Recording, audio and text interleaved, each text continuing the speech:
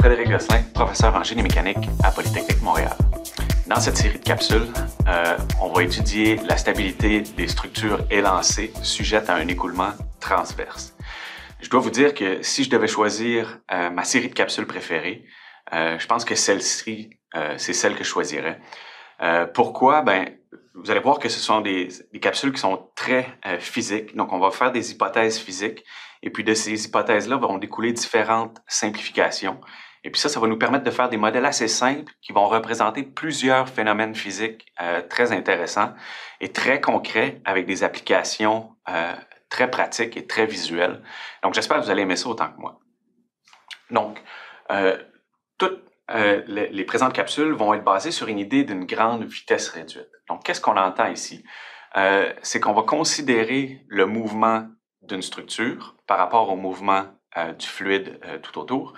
Et ce qu'on va dire, c'est que le mouvement de la structure va se faire à une fréquence beaucoup plus basse que toutes les fluctuations dans le fluide.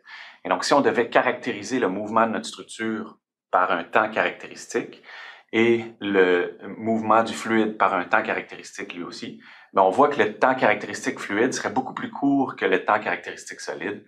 Et donc, si on fait le rapport de ces deux temps caractéristiques-là, c'est quoi? C'est la vitesse réduite. Et donc, on va considérer que la vitesse réduite elle est beaucoup plus grande que 1. Donc, ici, on va adopter le formalisme du livre d'Emmanuel Delangle.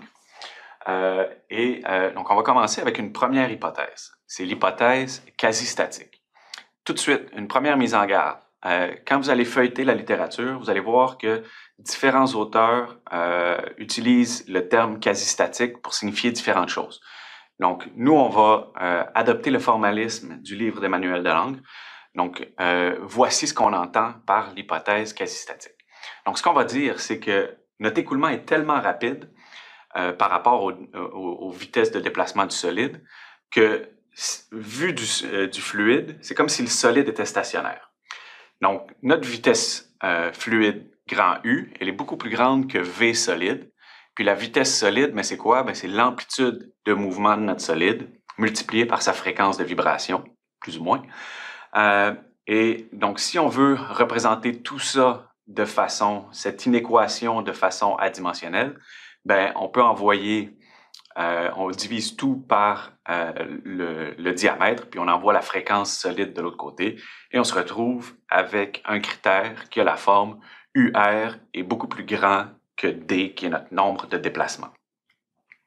Donc, de cette hypothèse-là vont découler deux choses. La première, c'est que les forces fluides, qu'elles soient aérodynamiques ou hydrodynamiques, sur le solide, vont dépendre uniquement de la position et de l'orientation de notre objet dans l'écoulement. Donc, pas de sa vitesse. Ça veut dire que pour évaluer les forces fluides, on va pouvoir négliger la vitesse du solide. On va ne considérer que sa position et son orientation. Et ça a des applications profondes qui vont grandement simplifier notre traitement mathématique de ces phénomènes-là. C'est qu'on va être en mesure de venir évaluer les efforts aéro- et hydrodynamiques sur notre objet dans des conditions stationnaires. C'est-à-dire que si on s'intéressait par exemple à la stabilité d'un profil d'aile, on pourrait prendre ce profil d'aile-là et venir le tester sur un support fixe en soufflerie pour mesurer à différents angles d'attaque sa traînée, sa portance, et utiliser ce qu'on a mesuré là dans notre modèle de vibration dynamique de notre profil d'aile. Donc, pas besoin de venir faire un montage aéroélastique avec des ressorts et tout ça. On peut mesurer directement nos efforts sur notre objet stationnaire en soufflerie, en canal hydraulique ou dans une simulation numérique. Donc, dans les prochaines capsules, on va voir qu'est-ce que ça implique comme phénomène physique.